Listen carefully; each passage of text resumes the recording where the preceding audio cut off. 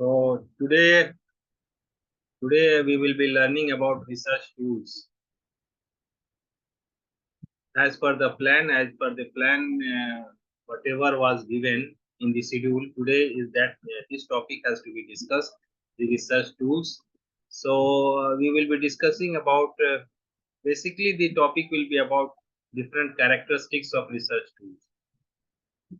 It is quite easy topic, but it is there in your net syllabus में है, तो हम लोग इसको देखेंगे। और अगर जैसे कल हम लोग बात कर रहे थे अबाउट वेरिएबल्स, जिस तरह से वेरिएबल्स के बारे में हमने देखा था कि एक रिसर्च में इसका क्या इम्पोर्टेंस है, किस तरह से वो उसके बिना हम एक रिसर्च के का सोच ही नहीं सकते हैं।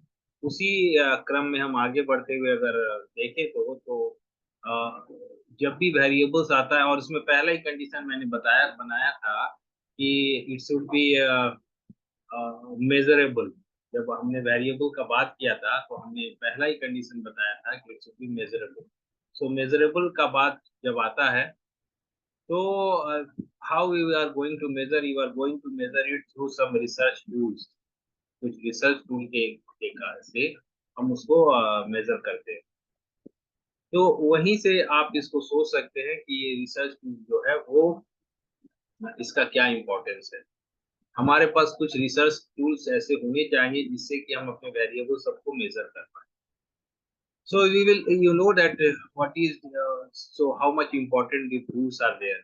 Tools के बिना हम एक रिसर्च में आगे नहीं बढ़ सकते। We should we can only proceed if we have got a particular specific tool for collecting information related to that research variable.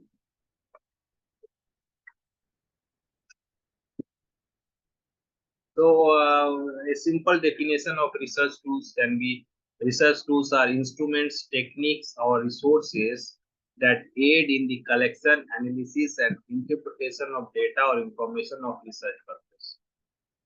तो एक रिसर्च टूल जो है एक इंस्ट्रूमेंट है, it can be a technique और any such type of resources which can help you to collect data. And further, if you are able to collect the data, you are able to analyze it in different ways. So, in this sense, we can use research tools for our research purpose. So, there are certain examples which has been given here. That is about achievement test, rating scales, and then the questionnaire is also there. So, these are some few examples of research tools.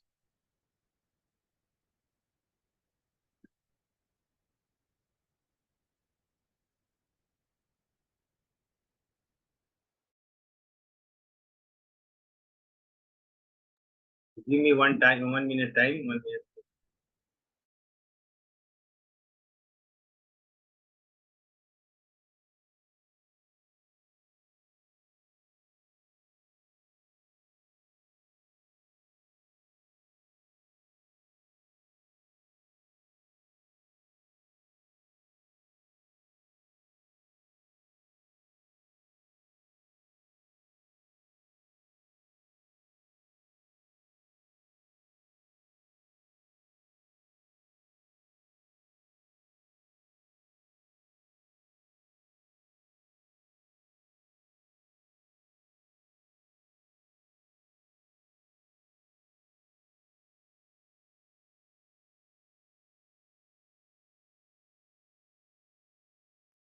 तो I was talking about ये research जो है ये आपका achievement test हो सकता है, rating scale हो सकता है, एंड क्वेश्चनियर हो सकता है।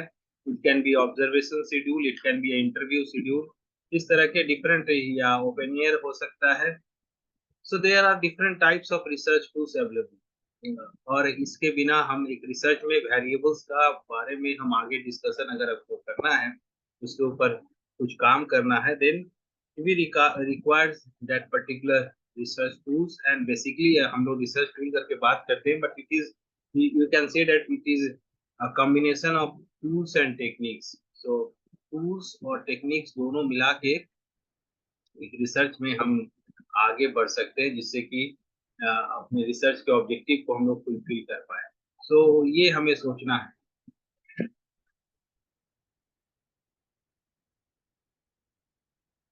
Now, what are the purpose of research? Purpose of research tool is that you can use it for data collection. Research tools can be used for data collection that I already told you. Example is suppose you are conducting a survey or a interview, you are going for a what you can say observation, then you require some observation schedule. Suppose you are conducting an experiment, there also it is required that you will collect that अपने variable से related आपको data अगर collect करना है, then you go and collect data using that tool only. Survey में अगर आपका मैं बात करूं तो SurveyMonkey is there, survey planet is there, इस तरह के बहुत सारे टूल्स अवेलेबल हैं जिसके द्वारा ऑनलाइन टूल्स जिससे हम डेटा कलेक्ट करते हैं। The other purpose is that if you have got tools, then you can collect data, and that data can be used for further analysis so that you can interpret your data findings.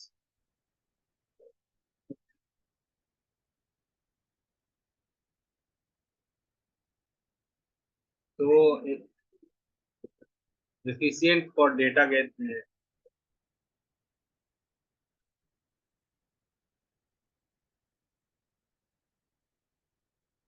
तो this अगर आपके पास tool है, then you can conduct your research in efficient manner. आप efficient manner में अपने data को collect कर सकते हैं।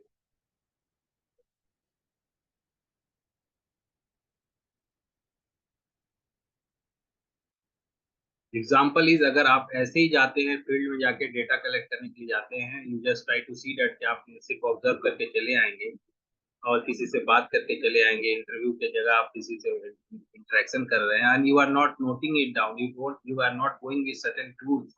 अगर कोई आपने आपने एक कोई व्हाट यू कैन से शोध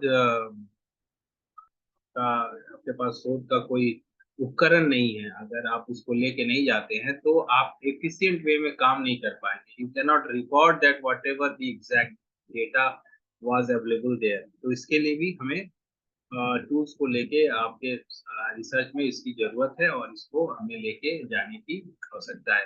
तो as it is written here, research to streamline the data collection process making it more efficient and saving researchers time.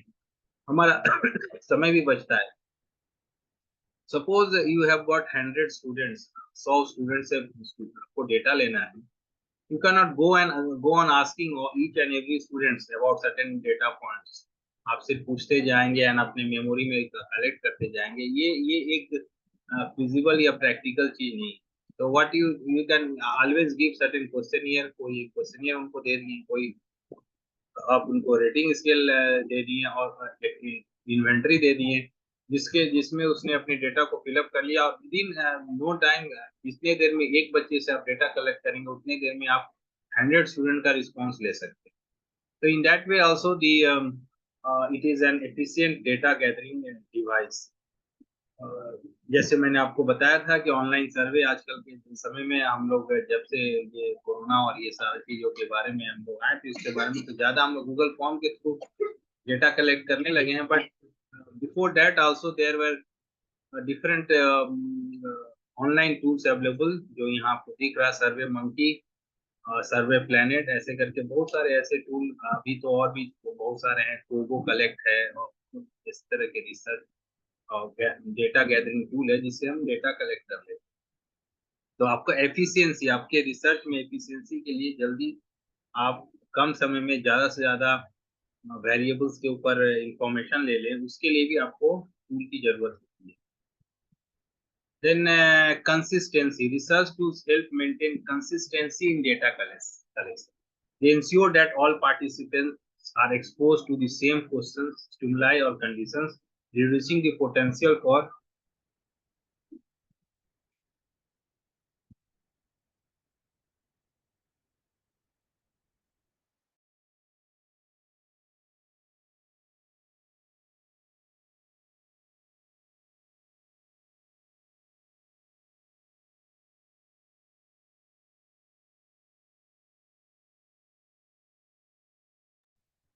तो next purpose is consistency. Suppose यहाँ जैसे आप देख रहे हैं कि अगर आप एक रिसर्च टूल को अगर आप यूज करते हैं तो आपके ऑब्जर्वेशन में आपके data in simple way if you can understand, आपके जो मेथड है जिस जिस प्रोसेस से आप डेटा कलेक्ट कर रहे हैं, एक ही question, suppose I am taking an verbal inquiry, एक वर्बल इंक्वायरी अगर मैं कर रहा हूँ और मैं एक ही क्वेश्चन मैं किसी से पूछ रहा हूँ, I may miss out certain points, या मेरा पूछने का तरीका अलग हो सकता है और उसके कारण हो सकता है कि हमको उस तरह का उसी पर्टिकुलर जस्ट राइट उसी पर्टिकुलर पर्सन से अगर मैं कभी और या कुछ दूसरे तरीका से पूछूंगा तो हो सकता है दूसरा आंसर आए, या किसी तीसरी बार पूछूं तो तीसरी तरह से आंसर आ जाए।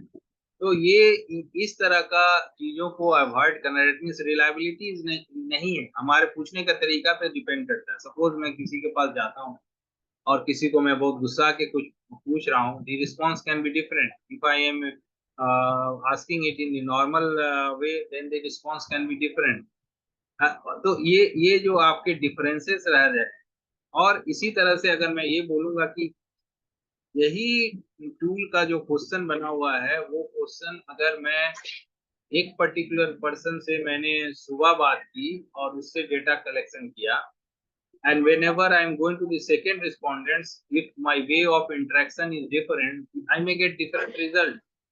तो लेकिन अगर आपके पास रिसर्च टूल है, आपने एक पेपर पे लेके आ गए हैं, रिसर्च टूल मतलब इन जनरल जो है, जैसे मैं बताऊं कि आपने एक हार्ड कॉपी या एक टेंजिबल प्रोडक्ट आपके हाथ में है, एक क्वेश्चनियर हो सकता है, एक इंटरव्यू शेड्यूल हो सकता है, एक रेटिंग स्केल हो सकता है, एक इन्वेंटरी हो सकता है, then your questions will not change, the same type of questions will be there, and you can say that the responses will be consistent।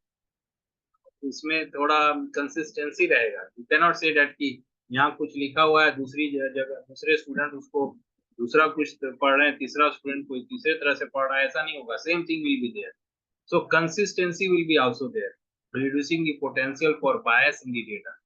Biasness भी नहीं रहेगा क्योंकि सेम क्वेश्चन है तो अलग। लेकिन अगर हम वर्बली किसी से बात करते हैं, पूछते हैं, तो इट डिपेंड्स कि मैं किसी से बहुत अच्छा से बात कर रहा हूँ, he will give you the, suppose मैं बोलूँ कि अच्छा आपको साइंस कैसा लगता है, as a science teacher if I am asking science कैसा लगता है, रिस्पॉन्स कैन बी डिफरेंट।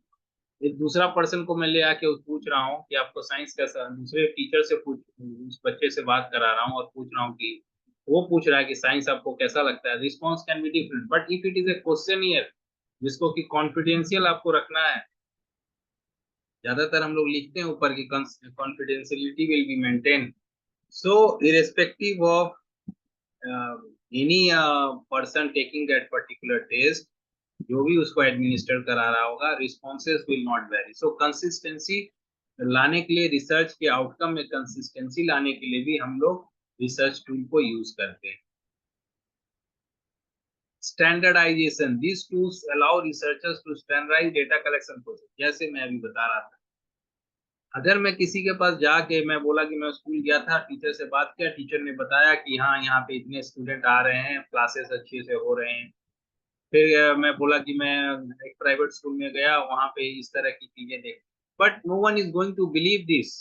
कोई आपके इस बातों पे का कोई वैलिडेशन नहीं है, अदरवाइज एक रिसर्च में टूल बनाने की जरूरत ही नहीं थी। आप घूम घूम के सब जगह जाके डेटा कलेक्ट कर लेते और बता देते कि मैंने ऐसा देखा वैसा देखा। So to make your research standardized or research process is standardized, you are preparing standardized tools so that whatever data you are collecting, that will hold validity and reliability, and everyone is going to what you can say approve that one, आपको उसका approval मिलेगा। So for the standardization of the research process also, you go and use research tools in for your research। Data accuracy, data में accuracy के बारे में भी बात करें, research tool can help minimise human error in data collection. अब ये human error हो सकता है अगर हमारे पास हमने डेटा, जैसे मैं I am giving same example. अगर मैं कहीं जा रहा हूँ, मेरे पास टूल नहीं अवेलेबल है और मैंने कुछ ऑब्जर्व करके आया, हो सकता है कि एक दिन के बाद, 2 दिन के बाद मैं भूल जाऊंगा कि मैंने एक्चुअली में क्या ऑब्जर्व किया था, क्या मैंने वहां देखा, and I may right something different. एक ह्यूमन एरर हो सकता है। लेकिन अगर आपने किसी टूल के द्वारा उसको रिकॉर्ड कर लिया है, may B observation schedule, interview schedule, और बाय यूजिंग वीडियो रिकॉर्डर और ऑडियो रिकॉर्डर, इस तरह से अगर आपने किसी टूल को यूज करके आपने रिकॉर्ड कर लिया है, so your data will be accurate. और ये जैसे ही आप इसको आजकल के ऑनलाइन टेक्नोलॉजी के समय में, अगर आप टूल के थ्रू अगर आप डेटा कलेक्ट कर लेते हैं, तो that can be easily analysed also. आप आराम से एनालाइज भी कर सकते हैं उनका ट्रांसक्रिप्ट। अभी मैं जो बता रहा था, आपने आपने ऑडियो रिकॉर्ड कर लिया है, तो उसको आप तुरंत ट्रांसक्रिप्ट में भी कन्वर्ट कर सकते हैं। तो अगर आपके पास टूल है तब ये संभावना है। But if you are doing it in using the human approach, कि नहीं हम सुन के आ गए हैं चीजों को और उसके बाद हम लिख रहे हैं, there are many things which you can miss out. तो डेटा एक्यूरेसी के लिए भी ये जरूरी है कि हम टूल यूज करें। डेटा वैलिडेशन के लिए भी ये जरूरी है। Many data collection tools have built in a validation mechanism to ensure the data collected adheres to predefined criteria. This can help identify and prevent outliers or errors in the data. Let me give you example. आपका जो data collect हो रहा है, जैसे mathematics, अगर वही हम लोग प्रॉब्लम सॉल्व करते हैं, मैथमेटिक्स में एक इनबिल्ट एबिलिटी है कि हम, अगर आप हाँ, लोअर क्लासेस में may be the students are not able to do, but if you are in the higher classes, you itself can know that whatever you are writing, whatever process आपने जो किया है, आपने उसको सही किया कि नहीं, वेरिफिकेशन आप उसी समय कर सकते हैं। योर रिजल्ट इज करेक्ट और हाँ, time time barrier is there, time रहेगा तो आप जरूर बता देंगे कि आपने जो आंसर लाया है वो आपका सही है कि नहीं। इसी तरह से टूल में भी आपके पास डेटा वैलिडेशन के ऑप्शंस होते हैं। We can have cross checks so that whatever data आपके पास आया है वो एक्यूरेट है, रिलायबल है। फॉर एग्जांपल, जब हम लिकट टाइप स्केल बनाते हैं, रेटिंग स्केल बनाते हैं, many a times we use to keep some negative items in between positive items. You try to put some negative items so that you can assure that आपका जो outcome है वो natural है। ये नहीं कि किसी ने बिना पढ़े ही सब जगह एग्री, स्ट्रांगली एग्री, सारे कॉलम में स्ट्रांगली एग्री लगा दिया। So whatever outcomes will be coming, you can say that no, this is valid one, reliable one, because आपने कुछ नेगेटिव आइटम रखा है। So you can observe the pattern, आपने pattern observe कर लिया, आपका पॉजिटिव एटीट्यूड निकल के आ रहा है। And in that negative item also the person has gone for strongly disagree, so that आपको स्ट्रांगली डिसएग्री दिखता है तो आप सोच सकते हैं कि नहीं, ये एक नेचुरल ऑब्जर्वेशन है और हमारा डेटा जो है वो वैलिड है। तो आपके टूल में आप ऐसे क्रॉस चेक्स बना सकते हैं जिसके द्वारा आप ये सुनिश्चित कर लेते हैं कि हमारा डेटा वैलिड है और हमारे पास कोई आउटलायर्स, जैसे एरर आउटलायर्स को मैंने बताया था कि हाँ, एकदम अचानक कुछ अलग टाइप का रिजल्ट आ रहा है, ये सब तभी हो सकता है जब आपने टूल नहीं बनाया है और आप ऐसे ही अपना ह्यूमन व्हाट यू कैन से पोटेंशियल्स को यूज करके, या फील्ड इन्वेस्टिगेटर्स को यूज करके, या रिसर्च वर्कर, फील्ड वर्कर को यूज करके आप डेटा कलेक्ट कर रहे हैं। सो बहुत बहुत ही अनएक्सपेक्टेड रिजल्ट्स आ सकता है। सो डेटा वैलिडेशन का के लिए भी हमें टूल बनाने की जरूरत है। Data security research tools often provide data security features to protect sensitive information. This is especially important when dealing with personal or confidential data. Now, research tool आजकल के टेक्नोलॉजी के समय में तो ये काफी ज्यादा यूजफुल हो गया है। That whenever you are developing a research tool, you can encrypt that particular information.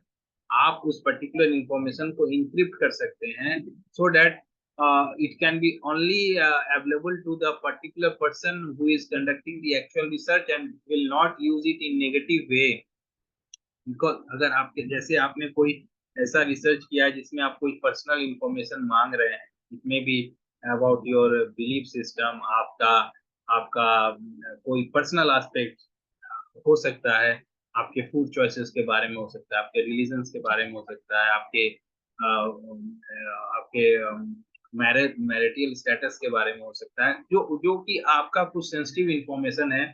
So you if you have got that COT कि हमारे द्वारा सप्लाई किया गया डेटा जो है वो सिक्योर है, उसको कोई नहीं देख सकता है, जिस until unless I want that particular person to see that particular data, और उसके लिए इंक्रिप्शन सब अवेलेबल है। You can always protect with different passwords and security keys. ये पॉसिबिलिटी भी है कि आपका जो इंफॉर्मेशन जिसको आप चाहेंगे कि वो देखेगा, और आपको जिसके ऊपर कॉन्फिडेंस है कि they are not going to misuse it, you can share. तो ये तभी हो सकता है जब आप एक टूल, रिसर्च टूल, एक अच्छा रिसर्च टूल आप यूज कर रहे हैं। So that is also one of the purpose of research tool. Scalability, research tools can be scalable. ये एक अच्छा एग्जांपल है कि आपका रिसर्च टूल को आप अपने इच्छा के अनुसार रिसाइज कर सकते हैं। आप अलग अलग तरीके, जैसे फॉर एग्जांपल आपके पास अगर आपको ये ऐसा लगता है कि नहीं, हमारे हमारे टूल में काफी क्वेश्चन है, सपोज 70-80 आइटम्स हैं, and you just see that your sample is not interested or they don't have time to respond all those items, then आपके टूल में हमेशा ये ऑप्शन होता है कि you can go through certain processes and you can reduce the number of items। और ये आप कर सकते हैं, टूल में आप मॉडिफिकेशन करके उसको कम आइटम्स में भी बना सकते हैं। और इस तरह से वो एबिलिटी एक रिसर्च टूल में ही है। अदरवाइज आप ऐसा नहीं कर सकते कि आप, because that logic is there, her dimension, many dimensions are there, from each dimension you can reduce item, and in that proportion you can reduce that particular total number of items। So whether you have a small group of participants or a large data set, these tools can adapt to your needs। आपको जैसा जरूरत हो आप उस तरह से अपने sample अपने टूल्स में एडजस्टमेंट कर सकते हैं। ये भी फीचर जो है एक रिसर्च टूल में होता है। Remote data collection, that is also one of the thing that आप रिमोट एरिया से भी डेटा, गूगल फॉर्म का आप एग्जांपल देख लीजिए। आजकल टेक्नोलॉजी के समय में आप अगर एक टूल आपके पास अवेलेबल है, मेनी टाइम्स आप, अगर आपके पास टूल अवेलेबल है, कितना आप फोन पे बात करके किसी से डेटा कलेक्ट कीजिएगा, and what is the validity, how much whatever things you are sharing. आप जो क्वेश्चन पूछ रहे हैं, इंटरनेट कनेक्शन के कारण कितना चीज उनको सुनाई दे रहा है, नहीं सुनाई दे रहा है, और वो जो बोल रहे हैं आप कितना रिकॉर्ड कर पा रहे हैं। So if you have got a research tool, you can share them using different technological tool like Google Form is there, email is there. So you can provide them. Maybe they are at very remote location, out of station, out of the state, out of the country। आप उनको अपने tool को उनको provide कर सकते हैं, and then can they can give you the required responses। Physically ये possible नहीं है कि आप हर जगह घूम घूम के जाके आप डेटा कलेक्ट करें। So in remote areas also if research tool is there, then only you can give. Otherwise आप कैसे किसी को, अगर आप किसी को आउट ऑफ स्टेट को या आप उसको बोलेंगे कि हमसे डेटा कलेक्ट करना है, first question they will ask, okay send your tool, we will fill up that one. तो आप अपना रिसर्च टूल वहां भेज देते हैं, they can respond easily, so you can collect data easily. तो रिमोट एरिया से डेटा कलेक्शन भी आप इससे करा सकते हैं। Now if you have got research tool, you can store it for longer duration. अगर आपके पास टूल्स है तो आपने डेटा कलेक्शन किया, many a times I think if I will go through my records, हो सकता है कि कहीं कहीं कहीं किसी जगह में किसी एक पर्टिकुलर सेल्फ पे या किसी एक पर्टिकुलर फाइल में मेरा अभी भी मेरे पीएचडी वर्क का डेटा का रिकॉर्ड्स होगा। So because it can be stored, but अगर आपने कोई टूल नहीं यूज किया रहता तो that may be may have been lost till now. तो हमने कोई रिसर्च टूल यूज किया है, सॉफ्टवेयर के द्वारा हो, हार्डवेयर के द्वारा हो, प्रिंट कॉपी में हो, you can easily organise it, you can store it and you can use it afterwards अगर आपको जरूरत है। डेटा प्री प्रोसेसिंग के लिए भी आप सब data collection tool include features for pre processing data such as, हमारे पास बहुत सारे ऐसे रिसर्च टूल्स हैं कि आप टूल का जैसे फॉर एग्जांपल बहुत सारा मिसिंग वैल्यूज होता है ना। अगर आपने किसी को एक क्वेश्चनियर भरने के लिए दिया है, कुछ कुछ कॉलम में उसने कुछ भरा नहीं, छोड़ दिया, खाली छोड़ दिया, जेंडर में नहीं भरा है, कोई एक आइटम को नहीं भरा है। सो आपके पास अगर टेक्नोलॉजी है, प्रॉपर रिसर्च टूल का, प्री प्रोसेसिंग सॉफ्टवेयर है, you can clean your data. आप अपने जो डेटा, जो आपका टूल्स के द्वारा डेटा कलेक्ट हुआ है, उसको आप क्लीन कर सकते हैं, जैसे यहाँ दिया गया, such as cleaning, transforming and structuring data, which can be time consuming if done manually. Manually ये possible नहीं है. Manually you cannot do it, but if you have got research tools, we have got that technological application, then you can input that particular जो भी आपके पास data collect हो गया है, it will clean that particular data and it will provide me with the exact valid data points. Otherwise we can go for misinterpreted results. आपके data point अगर आप सही तरह से नहीं लेके आएंगे और आउटलायर से अगर आ जाएगा, इस तरह की बातें आएंगी, तो डाटा डेटा क्लीनिंग और इसमें भी ये हेल्प करता है। Data analysis and integration, data also I told you, आप रिसर्च टूल के द्वारा आप अपना डेटा एनालिसिस भी कर सकते हैं। Integration with data analysis tools और software can simplify the process of transferring data from data collection to. आपके पास अगर रिसर्च टूल है, आपने डेटा कलेक्ट करके लाया हुआ है, तो आप आसानी से जो भी रिसर्च एनालिसिस टूल सब है, suppose SPSS is there or suppose Excel is also there, you can easily import your that particular data in your Excel sheet or in your SPSS package और आराम से उसको लेके आप काम कर सकते हैं।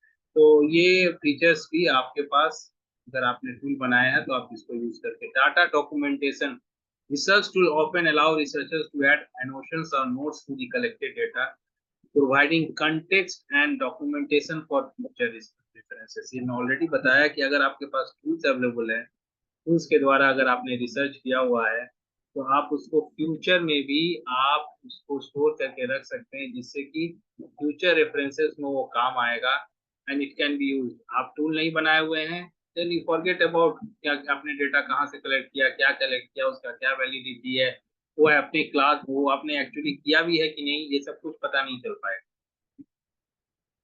And data export and sharing में भी आप इसका हेल्प कर सकते हैं। ये जो मैंने आपको ऑलरेडी बताया कि आप उसको डिफरेंट फॉर्म में लेके आ सकते हैं, ग्राफ जनरेट कर सकते हैं, डिफरेंट टाइप के मॉडल्स डेवलप कर सकते हैं आपके डेटा पॉइंट्स के आधार पे। तो ये और यूजिंग दैट स्टैटिस्टिकल पैकेजेस, आप उसको यूज करके इसको कर सकते हैं। So these are some of the purpose of tool. Tool के कुछ पर्पसेस थे जो कि मैंने आपको बताया। Now I will be discussing about different characteristics of research tools. ऐसा नहीं है कि आपने इसको एकदम unknown hoga, you must have heard these particular things, but still I will try to tell you what are the different characteristics of research tool. So the first characteristics which is very important and very common is validity and reliability of the research tool. So what is this particular validity and reliability? Let us discuss this one.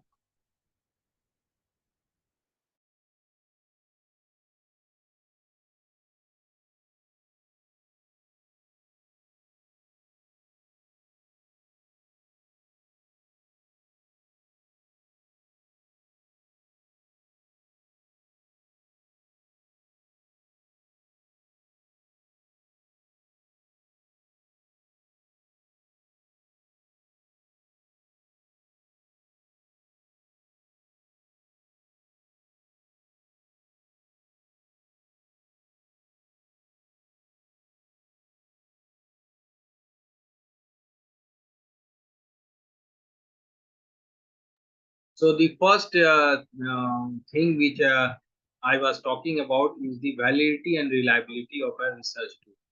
So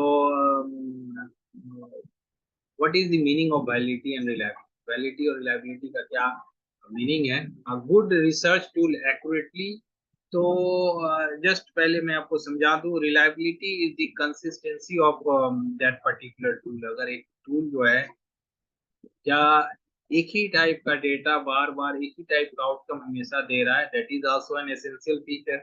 suppose one thermometer is there, and if you are using it to measure the temperature, sometimes it is showing the temperature as suppose 90 degree Fahrenheit. Sometimes it is showing the temperature as 85 degree Fahrenheit. Sometimes it is showing the temperature as 104 degree Fahrenheit. So you can say that वो thermometer reliable नहीं है, because it is giving different temperature when using it in several occasions one after other. So ये same feature आप सोच सकते हैं tool के बारे में कि अगर एक टूल पे अगर आप डेटा कलेक्ट कर रहे हैं और वो टूल जो है आपको कंसिस्टेंसी सेम चीजें नहीं बता रहा है, तो एक वो रिलायबल टूल नहीं. नाउ द वैलिडिटी इज कि आपका टूल जो उसकी ऑब्जेक्टिव है वही कर रहा है. Suppose for example, suppose thermometer has to measure the temperature. अब थर्मामीटर जो है टेम्परेचर मेजर नहीं करके वो अगर कुछ दूसरा काम कर रहा है, then it is not valid tool. For example, आप एक एग्जाम्पल के लिए अगर बच्चों के खिलौने के रूप में आपने एक थर्मामीटर लेके आ गया जो थर्मामीटर सेट में है, may be it is named at, उसमें लिखा हुआ है thermometer, but is it going to measure the body temperature? No, it is not measuring. So ये वो एक वैलिड डिवाइस नहीं है. तो अगर आपने एक अचीवमेंट टेस्ट बनाया है, it has to be measuring और असेसिंग अचीवमेंट ओनली. आप उसको देखने के बाद आपको लगता है कि नहीं, इसमें तो अचीवमेंट की कोई बात ही नहीं है, ये तो एक इंटेलिजेंस टेस्ट है, ये एक पर्सनैलिटी टेस्ट है, then it is not valid one.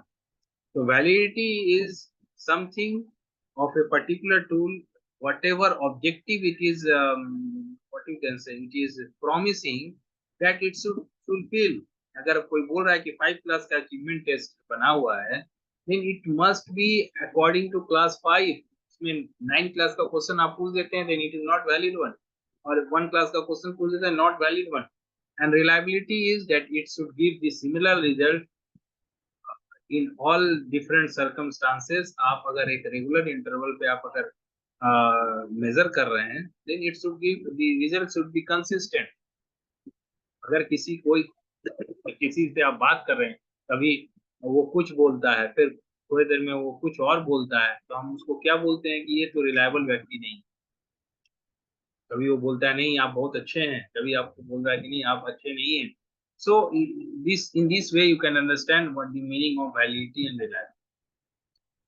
So this is the meaning of in brief about validity and reliability. You can see also here, a good research tool accurately measures what it intends to measure, demonstrating high validity, and consistently produces reliable result under similar conditions, enhancing the credibility of the findings. तो जो मैं आपको बता रहा था, validity जो है वो है आपका जो वो intent, measuring what it intends to measure, demonstrating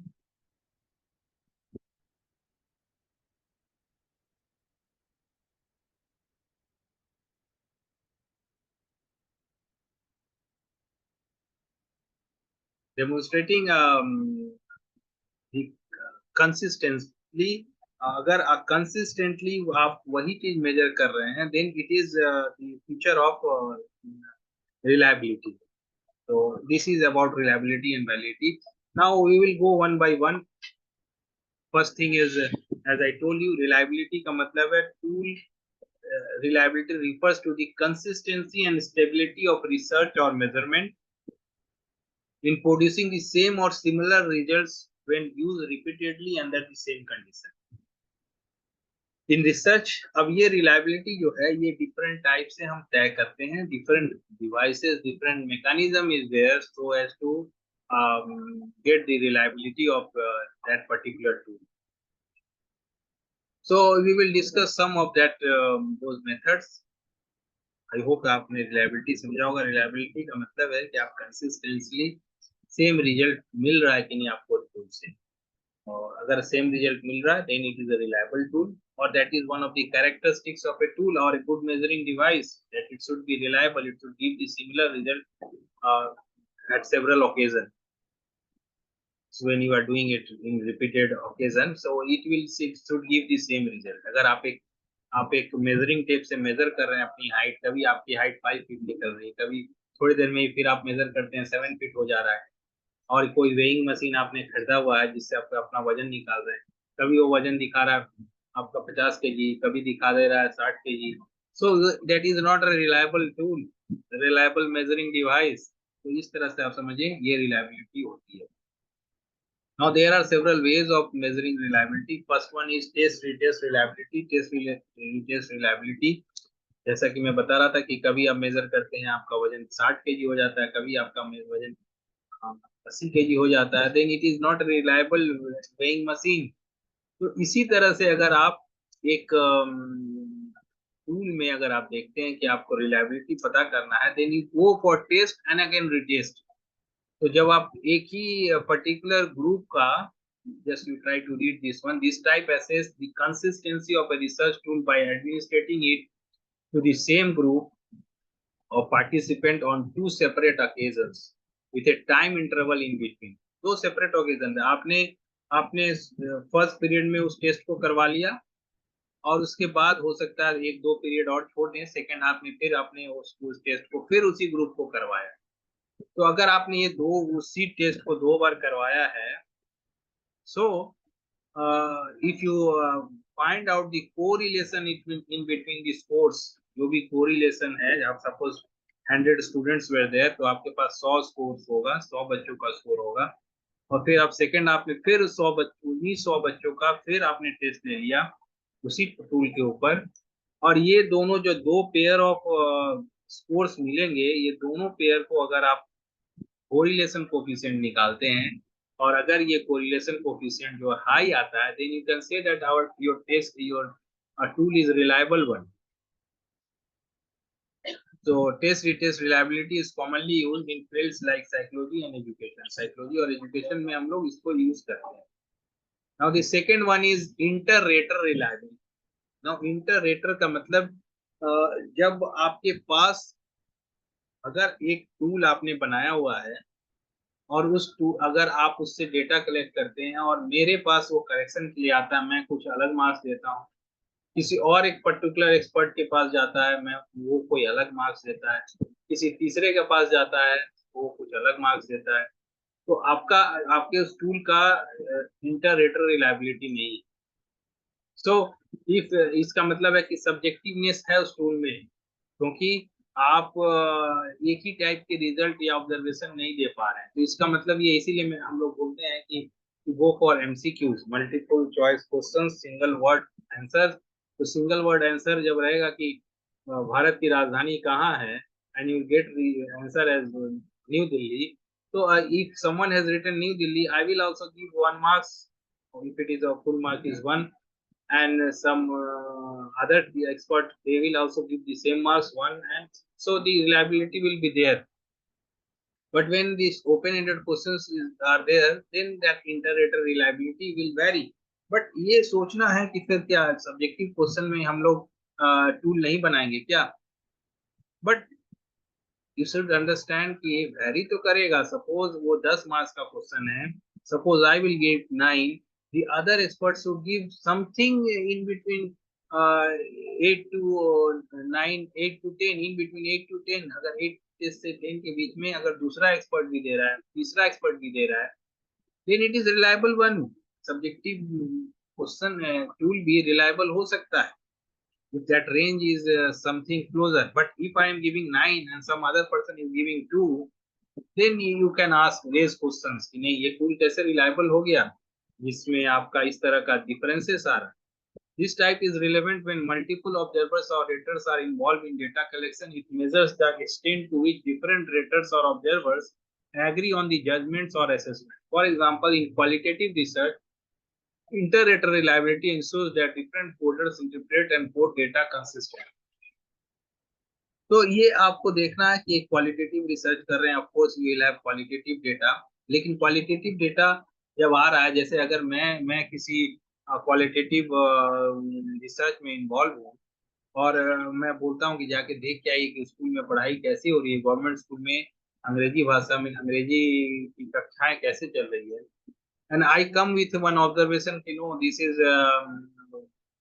classes are going on very badly. और फिर मैंने किसी और को भेजा और वो जाके देख के आया, वो बोलता नहीं ऐसा कोई गलत खराब तरीका से तो नहीं चल रहा है, सब कुछ ठीक है, it is quite good. So you have to question your process. आप अपने प्रोसेस को थोड़ा सा सोचेंगे, और इस तरह से आपका you will not go for that particular method of observation, you should go for some other more reliable method of observation. आप कुछ और अलग मेथड ऑफ का यूज करेंगे, then you said okay what, you don't interpret anything, you go and just video record it, video record करके चले आए, and you will just see that these situations are or means we can watch the video together and you can arrive at a consensus। आप एक consensus पे आ सकते हैं कि नहीं situation is something like this। तो इंटर-रेटर रिलायबिलिटी में हमें ये देखना है कि क्या बहुत सारे एक्सपर्ट्स जो हैं एक ही टाइप का जजमेंट दे रहे हैं कि नहीं, और अगर एक टाइप का चीजें आ रही है तो आपका जो टूल है वो रिलायबल है।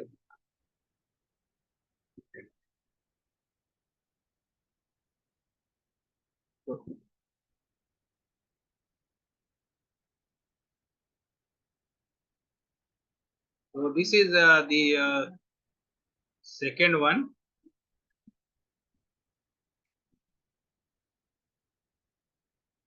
This is the second one.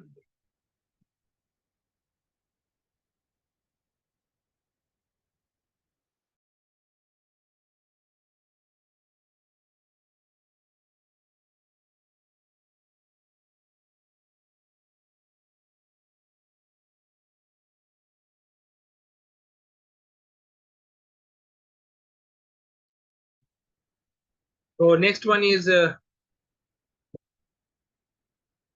parallel forms. Yeah, this was the next one. Iterator. Then parallel form. Now if आपके पास अगर इतना समय नहीं है कि आप उस टूल को लिए दो बार टेस्ट लें after time interval, then we can go with two sets of paper। आप दो सेट ऑफ पेपर लेके जाएं, और आप एक एग्जाम कंप्लीट करने के बाद 5-10 मिनट का ब्रेक देके दूसरा एग्जाम दूसरे पैरेलल सेट को उनके पास दे दें। इक्विवेलेंट फॉर्म का टेस्ट जो है वो आप लेके गए हैं साथ में, वो आप उनको दे दिए। और इसके बाद जब वो दोनों टेस्ट रिजल्ट आता है, उस दोनों टेस्ट रिजल्ट के डेटा को लेके अगर आप what you can say correlation and coefficient निकालते हैं, then if that correlation of coefficients are high, then you can say that your tool is reliable one।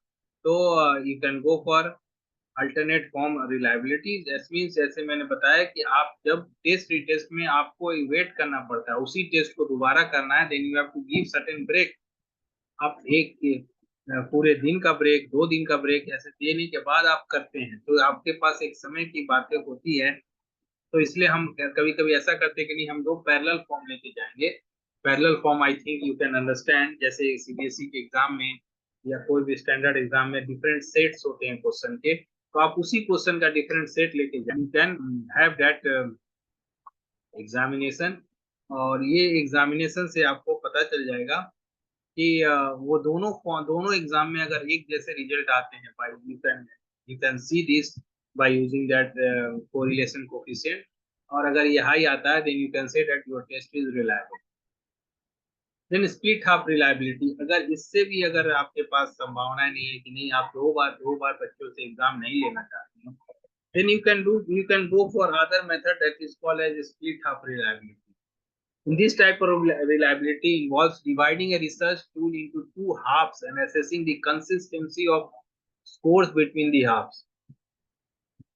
ये कहने मतलब मैं आपको आसान भाषा में बताऊं, सपोज आपके क्वेश्चन पेपर में 100 क्वेश्चन है, तो आप क्या करेंगे, आप उसी आपके पास दो टेस्ट, तो आप दो टेस्ट लेने के लिए तो समय नहीं है आपके पास, तो आप क्या करेंगे कि वो 100 क्वेश्चन को ही आप दो सेक्शन में डिवाइड करते हैं, ऑड क्वेश्चंस को अलग कर रहे हैं, इवन क्वेश्चन को अलग कर रहे हैं। तो in within at student there is two different scores are there. Within a student मेरे मेरे जितने और क्वेश्चन हैं, question number 1, question number 3, question number 5, question number 7, तो ये सारे क्वेश्चंस को लेके अगर आपके पास 50 क्वेश्चन है, last question will be question number 49, तो ये सारे क्वेश्चन को मिलाने के बाद आपके पास जो भी मार्क्स आता है, वो मार्क्स जो है उसको लेके आप बच्चे का मार्क बना सकते हैं। और उसी तरह से आपके पास क्वेश्चन नंबर 2 से लेकर last question will be not 49, you have to go up to 99। आप 50 क्वेश्चन बना लिए, और उसी तरह से आपने इवन नंबर के क्वेश्चन जैसे question number 2, question number 4, question number 6, ये सारे क्वेश्चन में उस बच्चे ने कैसा किया है उसको आपने अलग से लिख लिया। मतलब जो भी आपने एक पर्टिकुलर स्टूडेंट्स का के अंदर ही दो स्टूडेंट आप क्रिएट कर रहे हैं, एक उसका क्वेश्चन पेपर है या दो इक्विवेलेंट सेट क्रिएट कर रहे हैं एक क्वेश्चन पेपर में। हाँ, ये सुनिश्चित करना जरूरी है कि जो सारे क्वेश्चन का नेचर एक जैसा हो। अगर आपके पास ऐसा क्वेश्चन पेपर है जिसमें अलग अलग टाइप का क्वेश्चन है, कोई 1 नंबर का है, कोई 4 नंबर का है, कोई 3 नंबर का है, तब आप ये स्प्लिट हाफ ऑड इवन करके नहीं कर सकते। Then you have to also see that number type of questions in both sets are equal. Both half में एक जैसे क्वेश्चन है, अगर आपने पहले हाफ में अगर 5 शॉर्ट क्वेश्चन लिया तो दूसरे हाफ में भी पास 5 शॉर्ट होना चाहिए, लॉन्ग है तो इधर भी लॉन्ग होना चाहिए उतना ही। और जब आपने इसे दो सेट में डिवाइड कर दिया, ये दो सेट में आपका क्या परफॉर्मेंस है। Suppose you have got this all numbers together, आपके पास नंबर्स हो गए आपके। सपोज 100 मार्क्स का एग्जाम था, now the exam has become of 50 marks each for odd half के 50 मार्क्स का, इवन हाफ 50 मार्क्स का। तो ये पर्टिकुलर ऑड में सपोज किसी को 40 मिला, इवन वाले में 45 मिला, दूसरे बच्चे के लिए सपोज उसको ऑड वाले में 40 मिला, इवन वाले में 42 मिला, फिर किसी बच्चे को ऑड वाले में 30 मिला है, इवन वाले क्वेश्चंस में सपोज उसको 41 मिला है। तो इस तरह से पूरा एक सेट मिल जाएगा, दो सेट आपको मिल जाएगा। ये दोनों सेट के बीच में आप रिलायबिलिटी निकाल लें, और ये रिलायबिलिटी निकालने के बाद स्पेयरमैन ब्राउन का एक फॉर्मूला है, जिसको ये कोरिलेशन कोफिशिएंट तो आपका आर के टर्म में आएगा, लेकिन इसको आप स्पेयरमैन ब्राउन फॉर्मूला से, जो कि that formula is 2r/1 + r।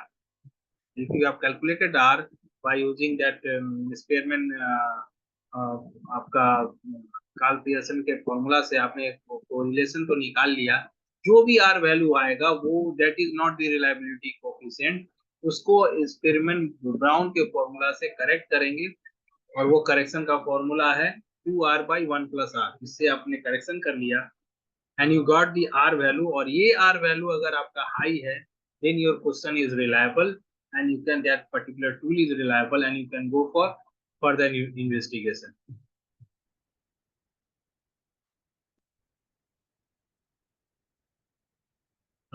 The other thing is internal consistency reliability. Many a times there are different ways, different statistical processes by which you can check the internal consistency of that particular question. मतलब कहने की मतलब ये है कि आपके जो भी क्वेश्चंस हैं वो आपस में उस पर्टिकुलर स्टूडेंट के लिए कितने ज्यादा कंसिस्टेंट रिजल्ट देते हैं। कहने का मतलब ये है कि पहला क्वेश्चन तो आपको बता रहा है कि आप बहुत अच्छे हैं मैथमेटिक्स में, लेकिन दूसरा क्वेश्चन बता रहा है कि नहीं आप बहुत खराब है मैथमेटिक्स। फिर तीसरा क्वेश्चन में आप बहुत अच्छे आ रहे हैं, चौथा क्वेश्चन में फिर आप खराब आ रहे हैं। that means that tool is again there, the question of reliability of that particular tool and that items are there। उस पर्टिकुलर टूल में जो क्वेश्चंस हैं, जो ये पता ही नहीं कर पा रहा है कि इसका मैथमेटिक्स अच्छा है या खराब है, तो वो टूल तो कैसे अच्छा हो सकता है। तो इसलिए हमारे पास इंटरनल कंसिस्टेंसी के प्रोसेसेस हैं जिसके द्वारा भी रिलायबिलिटी हम निकालते हैं। इसमें से यहाँ क्रॉनबेक अल्फा दिया गया है, KR20 दिया गया है, मैकडोनाल्ड्स ओमेगा दिया गया है, KR21 भी है, हुडर रिचर्डसन फॉर्मूला जिसको बोलते हैं, हुडर रिचर्डसन की फॉर्मूला 20 एंड हुडर रिचर्डसन की फॉर्मूला 21। ये दोनों फॉर्मूला को यूज करके हम लोग आपके रिलायबिलिटी कोफिशिएंट भी निकालते हैं टूल का। क्रॉनबेक अल्फा को हम लोग जनरली यूज करते हैं जब आपके पास रेटिंग स्केल हो। अगर आपके पास 1 से 5 जैसे लिकट टाइप स्केल हो जिसमें डिफरेंट वैल्यूज वो ले सकता है, वहां पे हम लोग क्रॉनबेक अल्फा यूज करते हैं। एंड केयर 20 फॉर्मूला ज्यादातर हम लोग यूज करते हैं जब आपके पास डाइकोटोमस वैल्यूज हो, जैसे कि एमसीक्यू सब है, यस नो का है, पास फेल है, इस तरह की बात जहाँ होती है, तो वहां पे हम लोग KR 20 का फॉर्मूला KR 21 की फॉर्मूला को यूज करते हैं। तो इस तरह से हमारे पास ये इंटरनल कंसिस्टेंसी के द्वारा भी हम रिलायबिलिटी सुनिश्चित करते हैं। Then there is also one process that is called item total correlation. I am explaining this all things in theoretical way.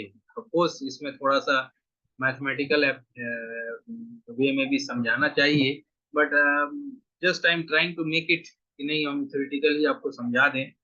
अगर आपको किसी को नहीं समझ में आएगा, you can ask me after the class, I can explain in better way. So item total correlation is also one type of internal consistency major.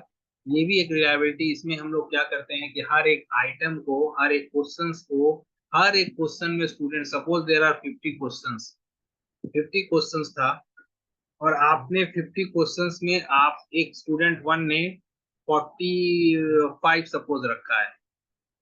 अब ये सारे क्वेश्चंस, क्वेश्चन नंबर 1 में उसने सपोज 10 वाले क्वेश्चन थे sir, for your understanding I am telling like this, जिससे आसानी से आप समझ जाए। 10 वाले क्वेश्चन अगर आप सही किए तो 1 मिला है, आपने सही नहीं किया तो 0 मिला है। तो अगर आपने वो क्वेश्चंस को सही किया है, सपोज आपने क्वेश्चन नंबर 1 में, मेरा टोटल स्कोर 45 है, क्वेश्चन नंबर 1 में मेरे को 1 मिला, क्वेश्चन नंबर 2 में मेरे को 1 मिला, क्वेश्चन नंबर 3 में मेरे को 0 मिला, क्वेश्चन नंबर 4 में हमें 1 मिला। इस तरह से हमारा टोटल, मतलब 5 क्वेश्चन मैंने रॉन्ग किया है, तभी तो मेरा स्कोर 45 आया है। उसके बाद मैंने दूसरा स्टूडेंट का, हो सकता है क्वेश्चन नंबर 1 में उसने 0 लाया, क्वेश्चन नंबर 2 में 1 लाया, इस तरह से सारे स्टूडेंट का स्कोर होगा and their total mark will be there, है ना। इस रिलायबिलिटी को कैसे निकालते हैं, इसीलिए इसका नाम है आइटम टोटल कोरिलेशन। तो you have got that particular item पे, हर एक आइटम पे स्टूडेंट्स का किस तरह का रिस्पॉन्स है वो होगा। तो ये सारे आइटम्स के जो आपके फर्स्ट स्टूडेंट ने, suppose try to understand, first question का ही निकाल रहे हैं आइटम टोटल कोरिलेशन। तो मैंने जैसे बताया कि एक स्टूडेंट का 45 आया है, 45 आया है अगर, तो वो 45 अगर आया हुआ है तो और उसको फर्स्ट क्वेश्चन में उसको 1 मिला है, दूसरे स्टूडेंट का टोटल 44 है, उसको फर्स्ट क्वेश्चन में 1 मिला है, तीसरे स्टूडेंट का स्कोर 48 है, और उसको उस question, that particular question number 1 में उसको सपोज 0 मिला है, चौथे स्टूडेंट का स्कोर 49 है, उसको उस क्वेश्चन में 0 मिला हुआ है, फिर पांचवे स्टूडेंट का सपोज स्कोर है 1, और उसको उस क्वेश्चन में टोटल स्कोर सपोज 48 है, और उसको उसमें आंसर में क्वेश्चन में मार्क्स मिला है 1।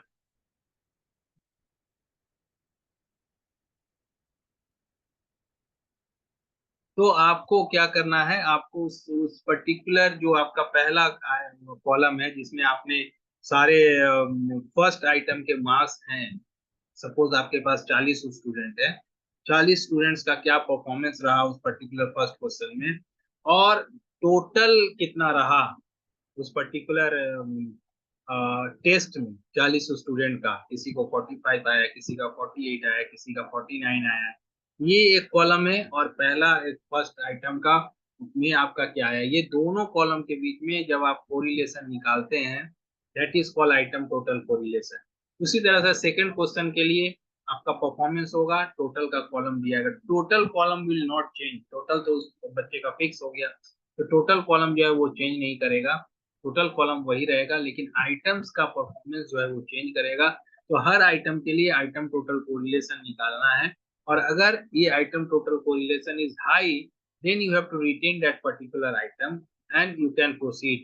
So whenever you are doing item analysis, जब item analysis करते हैं तो item total correlation जो है इसको यूज करके हम इसको आगे आगे पढ़ते हैं, अगर आइटम टोटल कोरिलेशन हाई नहीं है, that item should be dropped. कहने का मतलब ये, आइटम टोटल कोरिलेशन हाई नहीं है का मतलब ये है कि उस पर्टिकुलर आइटम का मानना कुछ अलग है और उस टोटल अचीवमेंट कुछ अलग है। एक सिंपल एग्जांपल में, अगर सपोज आपका 49 आया है, आपका टोटल मास 49 आया है और एक पर्टिकुलर क्वेश्चन में आपने 0 लाया है, तो according to that means the total test is saying that you are very good student in mathematics, but that particular question is saying that you are very poor in mathematics.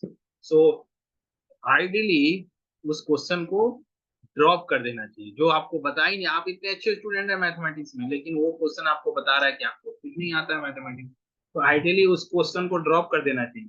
लेकिन ये समझना है, इस तरह से तो सारा क्वेश्चन ही drop हो सकता है। सबको 49 आ गया होगा, किसी का 1 नंबर क्वेश्चन गलत हुआ हो, किसी का 2 नंबर, किसी का 3 नंबर, किसी का 4 नंबर, सब क्वेश्चन को हटा दीजिए आप, ऐसे नहीं।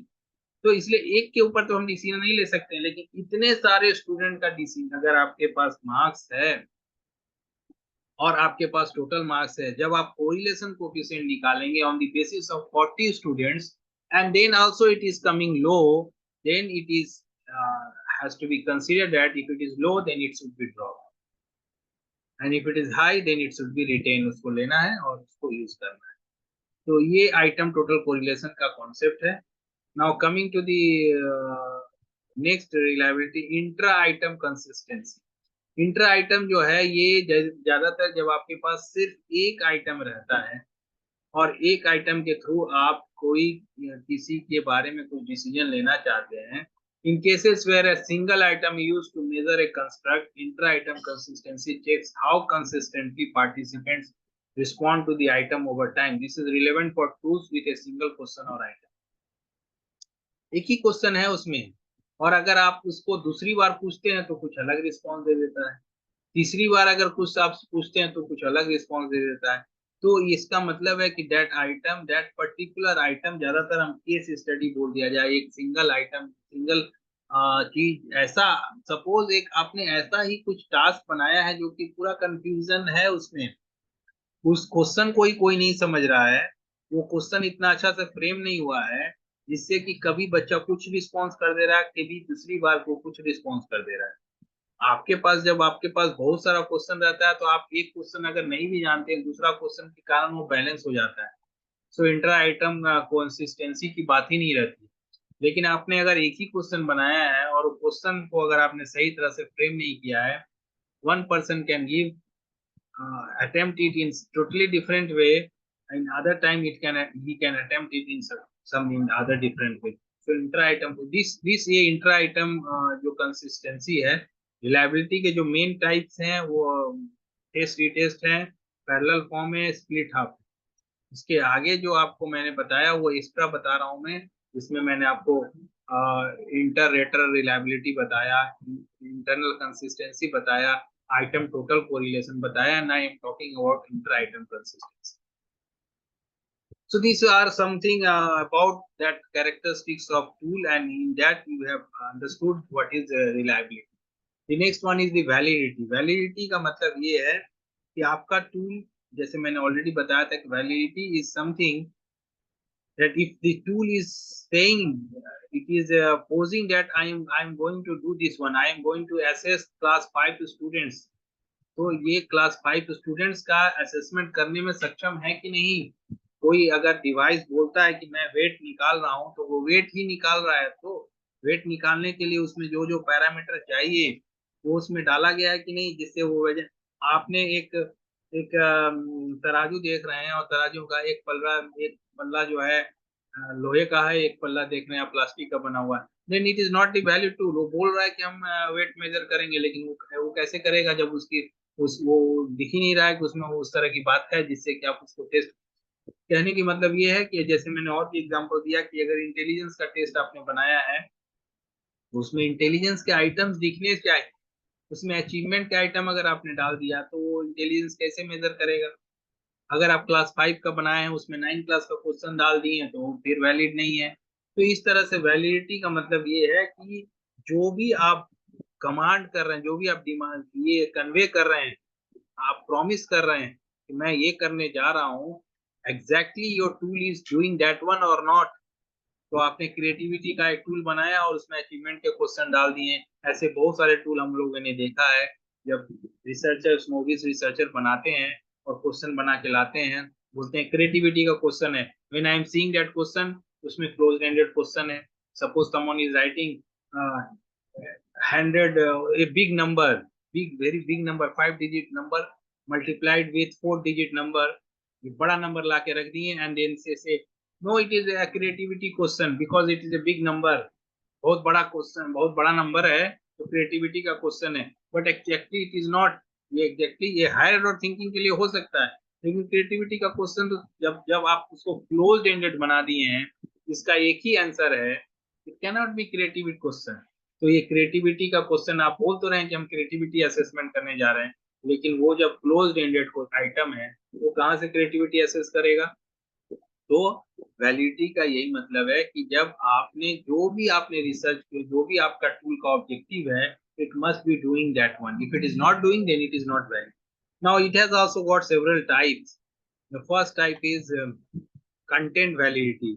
मैं थोड़ा आसान भाषा में आपको बताऊं, कंटेंट वैलिडिटी का मतलब है कि अगर आप, जो अभी मैं बता रहा था कि इंटेलिजेंस अगर आपने बोला है, जैसे और आसान बताता हूं मैं, जैसे अगर आपने फर्स्ट टर्म का एग्जाम ले रहे हैं, एक अचीवमेंट टेस्ट बना रहे हैं फर्स्ट टर्म का, तो फर्स्ट टर्म का एंटायर पोर्शन कवर होने चाहिए, कंटेंट कवर होना चाहिए।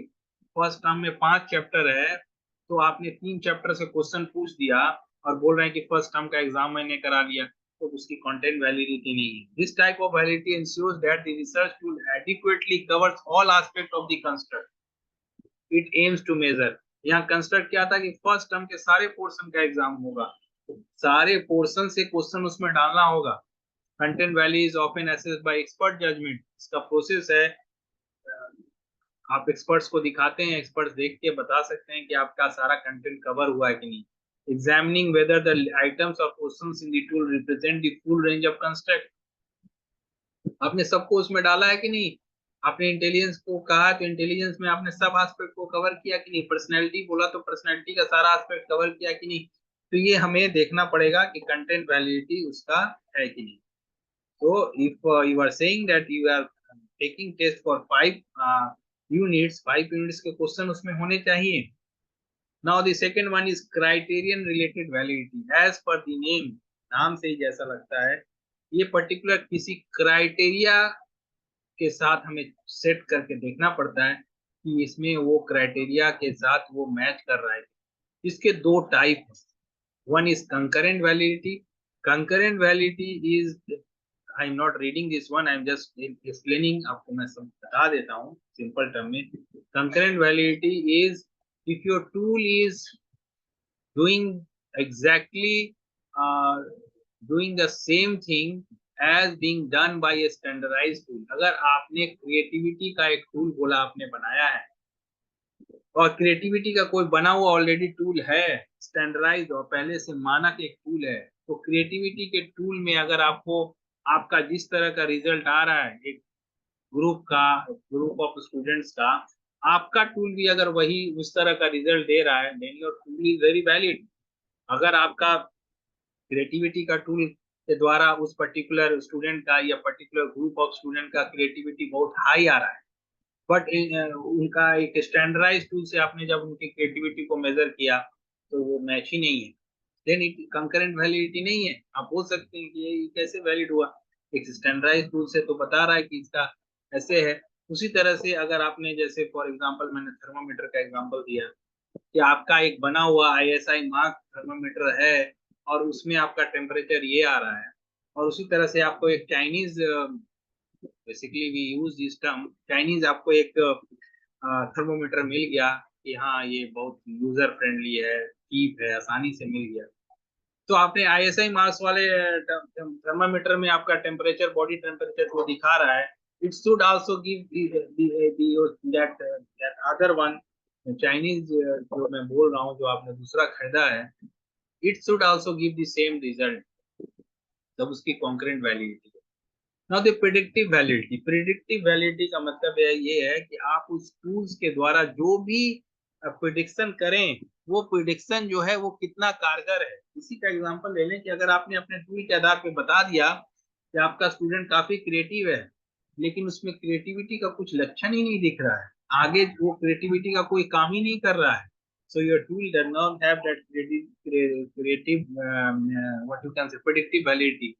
अगर आपने एक what you can say teacher aptitude test बनाया, सपोज टीचर एप्टीट्यूड टेस्ट आपने बनाया, टीचर एप्टीट्यूड टेस्ट के द्वारा आपने एक ग्रुप ऑफ स्टूडेंट का टीचर एप्टीट्यूड मेजर किया, और आपने बताया कि ये इनमें टीचर बनने की एप्टीट्यूड है, but when they have gone to do that BEd course their results are very poor. उनका रिजल्ट काफी खराब है, वो अच्छा नहीं कर रहे हैं, पढ़ा नहीं पा रहे हैं, वो अचीवमेंट उनका खराब है, साइकोलॉजी नहीं आ रहा है, आपका चाइल्ड साइकोलॉजी नहीं समझ में आ रहा है, टीचिंग मेथड नहीं समझ में आ रहा है, तो आपने टीचिंग एप्टीट्यूड टेस्ट में तो निकाल दिया अपने टूल से कि उनका टीचिंग एप्टीट्यूड काफी है, बट एग्जैक्टली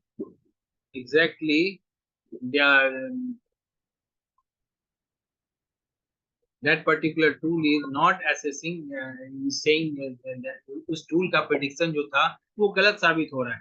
तो अच्छा टूल होगा तो आपने जो बताया कि टीचिंग एप्टीट्यूड उनका अच्छा है, वो अच्छे टीचर बनेंगे, तो वैसा रिजल्ट भी दिखना चाहिए। तो ये वैलिडिटी में आपका इस तरह की बात है। Now the next one is construct validity. So as per the name is saying construct validity is saying that जिस पर्टिकुलर आइटम या कंस्ट्रक्ट को आप असेसमेंट कर रहे हैं, उसका जो थ्योरी उसके बिहाइंड है, उसके एस्पेक्ट्स को आप कवर कर रहे हैं।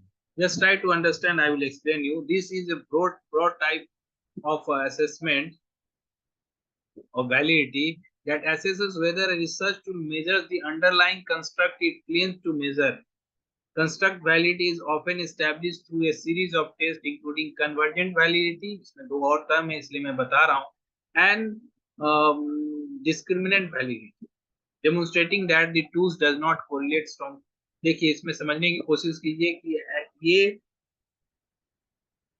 आपका कंस्ट्रक्ट वैलिडिटी आपको ये बताता है, जैसे फॉर एग्जांपल अगर आपका क्रिकेट कितना अच्छा है वो आपको असेसमेंट करना है, तो आप एक टेस्ट बना देंगे, क्वेश्चन पूछेंगे क्रिकेट में कितने मैचेस होते हैं, कितने बॉल्स होते हैं एक ओवर में, और कितने ओवर का होता है। This is not the idea behind to see your ability in cricket, उसका कंस्ट्रक्ट है ही नहीं। The construct is that if you are able to play the game और नॉट, आप डेमोन्स्ट्रेट कर पाते हैं कि नहीं।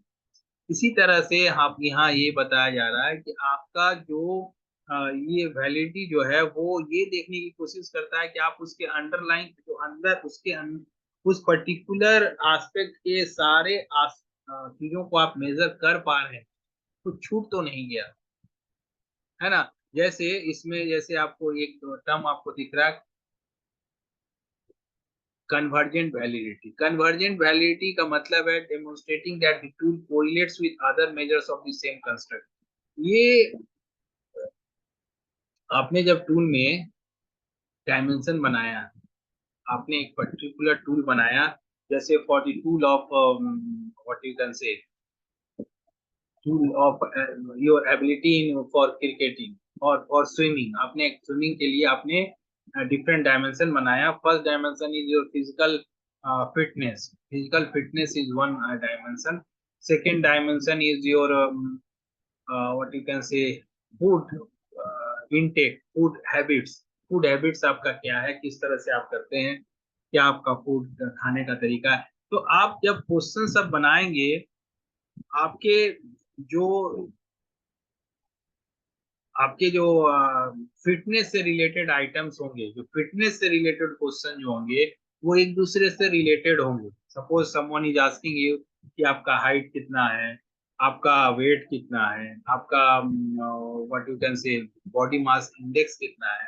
तो ये सारे क्वेश्चन जो है एक दूसरे के साथ कन्वर्जेंट एक ही टाइप के रिजल्ट देने चाहिए, एक ही तरह का बात कहना चाहिए, एक ही डायरेक्शन में जाना चाहिए, है ना। That dimension should go in one direction, so convergent validity should be there. उसमें से कोई बता रहा है कि नहीं आप मतलब व्हाट यू कैन से आप एक तरह की बातें सामने लेके नहीं आ पा रहे हैं, तो आप इसको एग्जांपल को छोड़ के मैं एक एजुकेशनल एग्जांपल लेता हूँ। Suppose you are talking about teaching effectiveness. Teaching effectiveness में आपको ज्यादा अच्छा समझ में आएगा। टीचिंग इफेक्टिवनेस में ऑफ दैट पर्टिकुलर टीचर में हम एक डायमेंशन बना देते हैं आपका क्वालिफिकेशन, दूसरा डायमेंशन बना देते हैं आपका एक्सपीरियंस, थर्ड डायमेंशन आपका बना देते हैं कि आपका जॉब सेटिस्फेक्शन। तो जॉब सेटिस्फेक्शन ये आपने तीन चार बनाया हुआ है।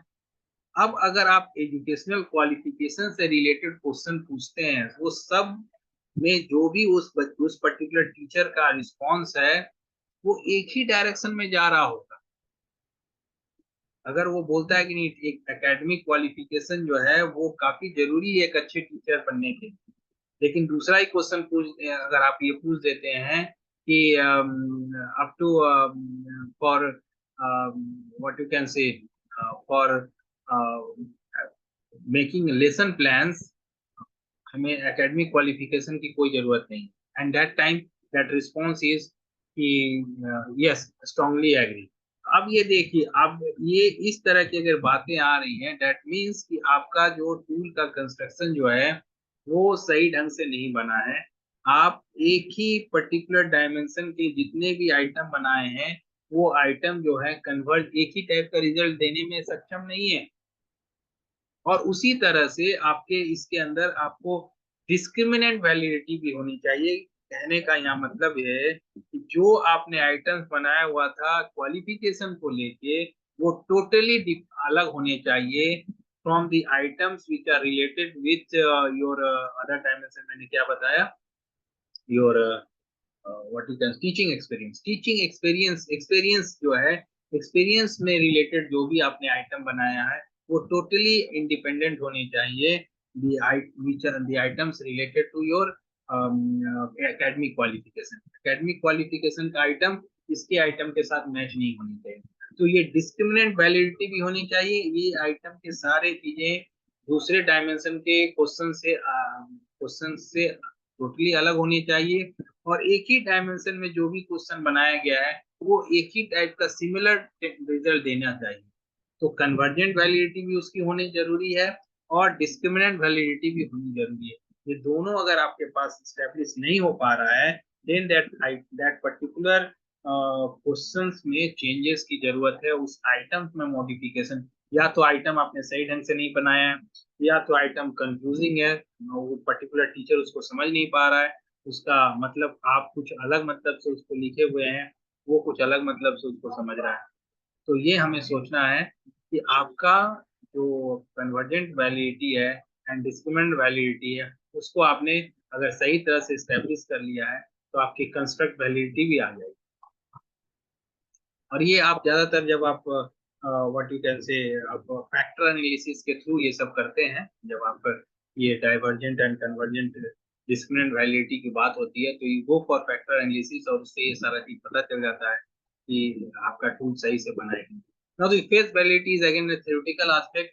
फेस वैलिडिटी जैसा कि नाम से ही है, जब आप एक टूल को देख के ही आप बता सकते हैं कि टूल सही बना है कि नहीं। And best example is whenever your researcher makes the tools, जब वो टूल बनाता है तो अपने एक गाइड के पास जाता है और गाइड बोलता है ये क्वेश्चन सही नहीं है, इसको थोड़ा चेंज कर दीजिए, ये क्वेश्चन तो ये सही नहीं लग रहा है। Without giving any reason there experience itself is giving some judgement. और you go to certain experts, अगर आपको लगता है कि नहीं आपका स्पोर्ट्स इंटरेस्ट के ऊपर आपका क्वेश्चन है तो आप एक स्पोर्ट्स टीचर के पास जाते हैं और वो क्वेश्चन देख के पढ़ता है। He may not have got that best ability to understand that particular tool कैसे बनाते हैं और क्या करते हैं, लेकिन क्वेश्चन पढ़ने के बाद उसको लगता है कि नहीं ये क्वेश्चन तो ठीक नहीं, इससे क्या स्पोर्ट्स इंटरेस्ट पता चलेगा।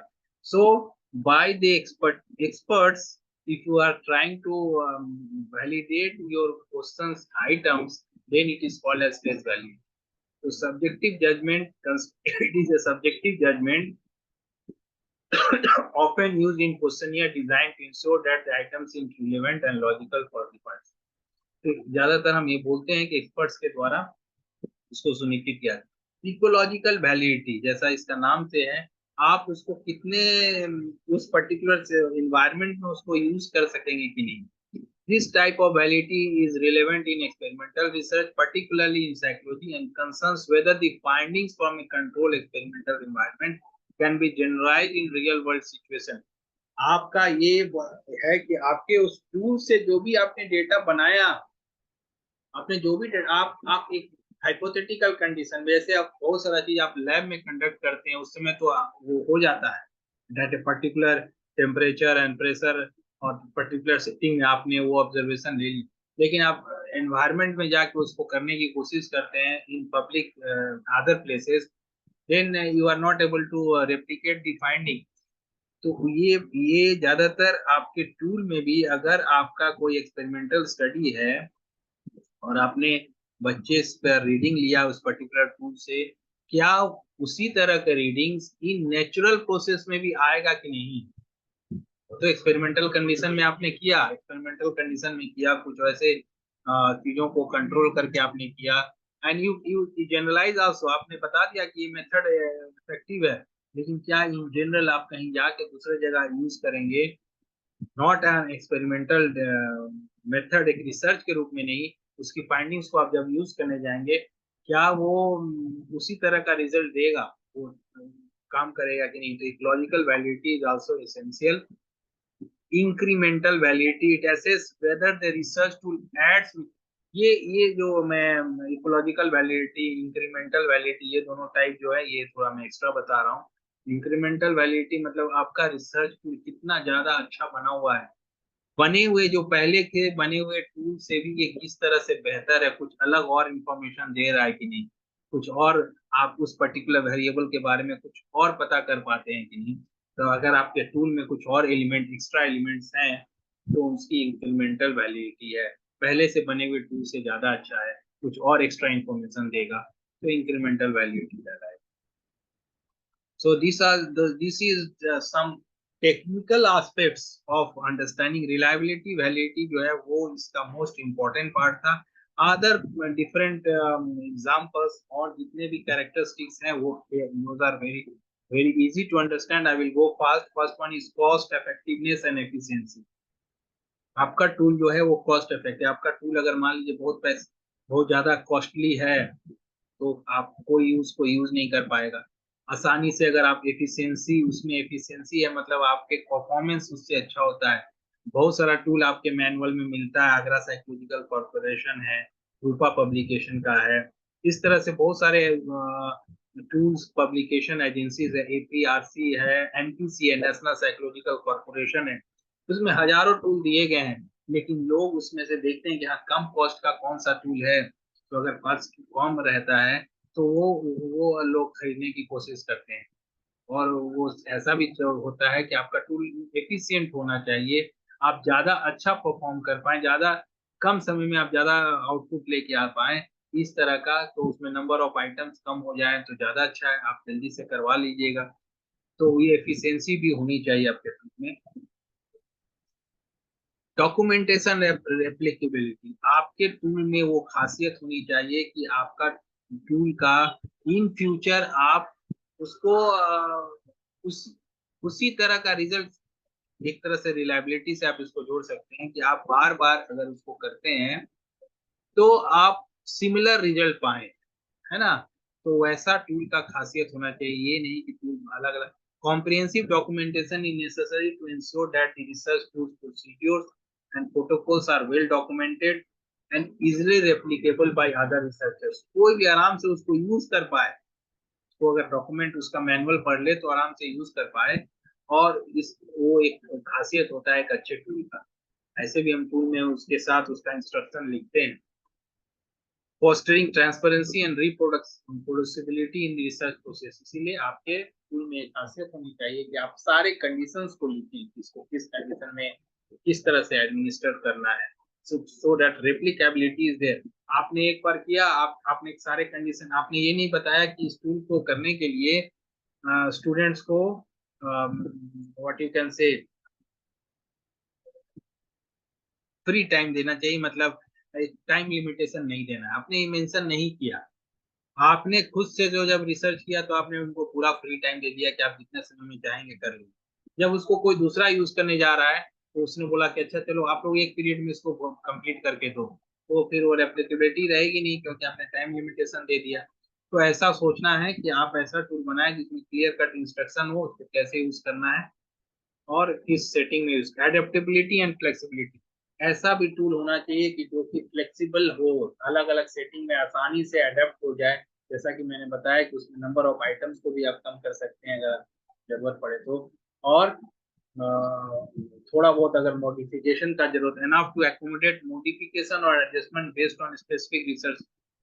ये रिसर्चर करते हैं अपने टूल में मॉडिफिकेशन करते हैं, नंबर ऑफ क्वेश्चंस कम कर देते हैं, कभी कभी यहाँ के कंटेक्स्ट के हिसाब से उसमें वर्ड्स अलग अलग पुट कर दें जिससे कि वो किया जा सके और उसमें ज्यादा दिक्कत नहीं आए, आप आराम से उसको फिर दोबारा यूज करें और give you the same result, उसमें उसकी वैलिडिटी और रिलायबिलिटी में कोई कमी नहीं आए।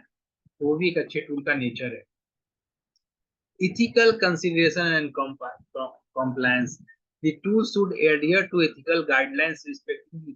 आप इस टूल में हर एक कोशिश करें, सबसे पहले तो आप इंस्ट्रक्शन देते हैं उसी समय ये जरूर मेंशन कर दें कि आपके द्वारा डेटा जो कलेक्ट किया जाएगा वो कॉन्फिडेंशियल रहेगा और उसको किसी के साथ शेयर नहीं किया जाएगा, रिसर्च पर्पस के लिए यूज होगा। It should comply with relevant legal and regulatory requirements, ensuring the ethical integrity of the research process. कभी भी टूल्स में आप इसीलिए जो भी आपका जो पब्लिकेशन एजेंसी सब है वो आपके टूल का आइटम्स को पढ़ता है, देखता है और सोचता है कि नहीं इसमें कोई इथिकल इशू तो अराइज नहीं होगा। आप ऐसा कोई क्वेश्चन नहीं लिख सकते हैं जिससे कि किसी की भावनाएं आहत हो जाए। आप देखते हैं बहुत सारा एग्जाम होता है व्हेन जिसमें कोई एक पर्टिकुलर क्वेश्चन को लेके इशू किया जाता है कि आईएएस के एग्जाम में ये क्वेश्चन पूछ दिया गया था, तो बीपीएससी के एग्जाम में ऐसा क्वेश्चन पूछ दिया गया। उसी तरह से आपके टूल में भी एक कोई ऐसा क्वेश्चन नहीं होना चाहिए जो कि किसी को प्रॉब्लम में कोई इथिकल इशू अराइज हो जाए। आप कुछ ऐसी बातों को लिख दें। बहुत सारे ऐसे टूल्स हैं जिसमें ये जैसे मान लीजिए आप किसी HIV पेशेंट्स के ऊपर ही आप अगर आप एक टूल बनाए हुए हैं, so you have to be very careful कि आप किस तरह का क्वेश्चन वहां पे पूछ रहे हैं। आप पॉपुलेशन एजुकेशन या सेक्स एजुकेशन के प्रति अगर आप किसी का देखना चाहते हैं कि उसका अवेयरनेस कितना है, you have to be very careful कि आप किस तरह के क्वेश्चन उसमें पुट कर रहे हैं। तो ये आपको सोचना है।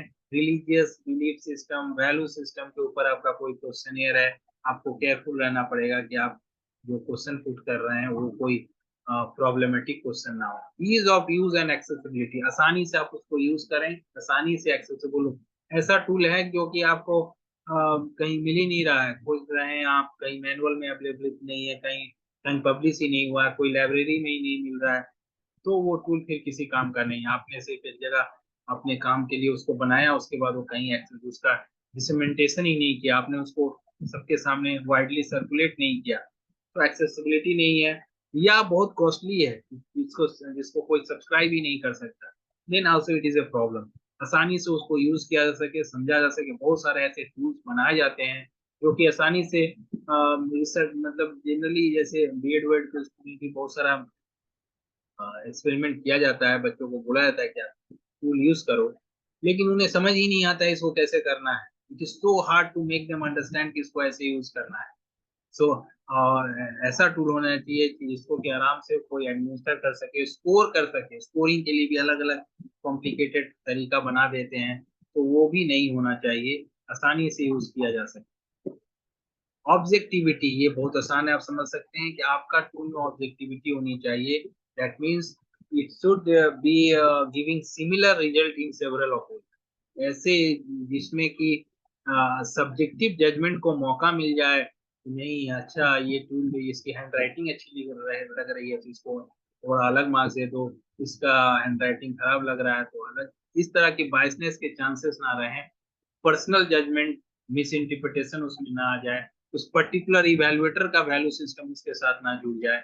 इस तरह की संभावनाएं अगर आती हैं तो फिर वो एक टूल अच्छा नहीं है। टूल ऐसा होना चाहिए जिसमें ऑब्जेक्टिविटी हो, पर्सनल बायसनेस नहीं है उसमें, सेंसिटिविटी एंड स्पेसिफिसिटी। आपका टूल जो है वो काफी सेंसिटिव होना चाहिए। सेंसिटिव मतलब थोड़े बहुत भी अगर कोई चेंजेस अगर आप देख रहे हैं उस पर्टिकुलर बिहेवियर में, तुरंत वो टूल उसको पकड़ ले। है ना। ये sensitivity refers to the ability of the tool to correctly identify the presence of a particular phenomenon, while specificity refers to its ability to correctly identify the absence of that phenomenon. तो ये आप समझना है कि अगर आपका tool अगर अच्छा से बना हुआ है तो आप उससे, अगर आपको कोई चाहता है कि नहीं हम कुछ छुपा लें, कुछ नहीं बताएं, कुछ शेयर नहीं करें intentionally, I am not saying unintentionally, intentionally अगर उस तरह की कुछ बात हो तो आपके टूल की वो खासियत होनी चाहिए कि नहीं उस तरह की चीजों को वो तुरंत पकड़ ले, वो सेंसिटिव होना चाहिए। स्पेसिफिसिटी भी का मतलब है कि it should not give you the वेग information, it should give you the specific information कि हाँ ये इनकी पर्सनैलिटी एग्जैक्टली क्या है, किस तरह की है। ये नहीं कि आप ऐसा टूल आइटम बना दिए हैं जिससे कि वो इंट्रोवर्ट पर्सनालिटी भी दिख रहा है आपको, एक्सट्रोवर्ट पर्सनालिटी भी दिख रहा है, सब चीजें आ रही है सामने। तो ये तो आपके टूल की खासियत नहीं है। आपका टूल जो है स्पेसिफिक आपको के बताना पड़ेगा कि नहीं इसका अचीवमेंट स्कोर इतना है। Just I am giving example, creativity में इस लेवल पे है, इंटेलिजेंस में इस लेवल पे है। ये नहीं कि आपको स्पेसिफिक नहीं करके आप जनरलाइज करके कुछ ऐसा छोड़ दें जो कि कोई जिसका कोई इंटरप्रिटेशन और कुछ यूज ही ना हो पाए। टूल तो का वही काम है ना, जिससे कि आप स्पेसिफिक बता पाए किसी का। जैसे फॉर आप किसी डॉक्टर के पास जाते हैं, ऐसे कोई डॉक्टर का कोई मतलब नहीं जहाँ ये हम लोग ह्यूमन बोल सकते हैं हाँ मेरी तबीयत अच्छी नहीं है या मेरी तबीयत खराब है आज, but the doctor will tell you कि एग्जैक्टली आपकी तबीयत खराब नहीं है, इसको आपको बुखार हुआ है, कि आपको सर्दी लगा है, कि आपको खांसी लगा है। ये just I am trying to say that one. ये अंतर है कि स्पेसिफिक आपका टूल जो है वो स्पेसिफिकली आपको बताएगा कि आप किस लेवल पे हैं, किस जगह पे हैं।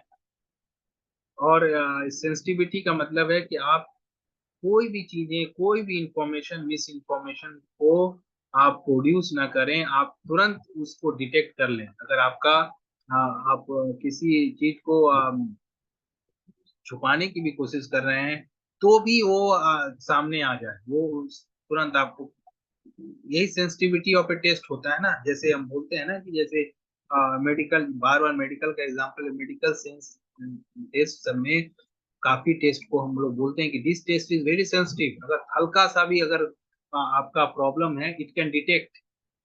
तो इसी तरह से एक टूल में भी एक खासियत होनी चाहिए कि वो तुरंत आपको सेंस कर ले कि आपका ये पर्टिकुलर बिहेवियर आपके अंदर है या नहीं है।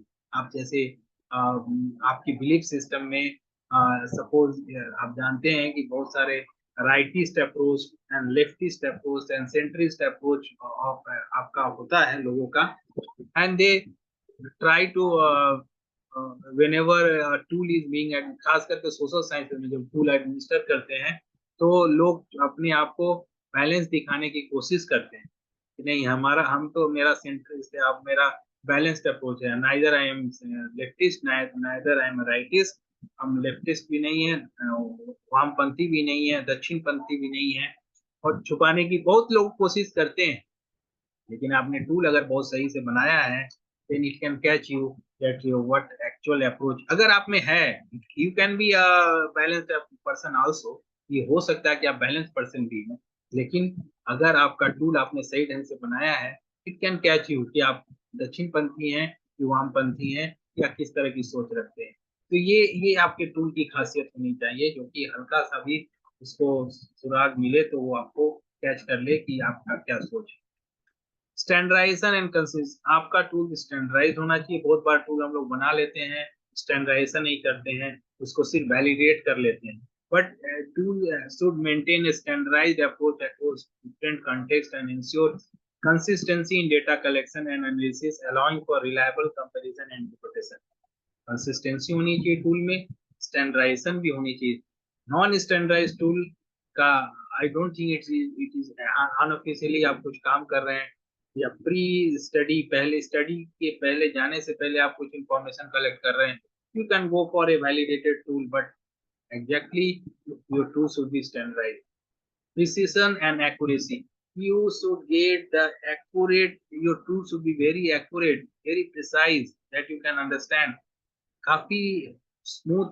जैसे एक मेजरिंग डिवाइस जो है, जैसे हम बोलते हैं कि it gives you result up to 2 decimal places, someone is saying 3 decimal places, ये जो बोलते हैं 2 डेसिमल प्लेसेस, 3 डेसिमल प्लेसेस, इसका मतलब है कि आपका रिजल्ट काफी प्रिसाइज है, काफी एक्यूरेट है, जिससे हम एरर जो है वो उसको रिड्यूस कर सकते हैं और हम ट्रूथ के काफी क्लोज पहुंच सकते हैं।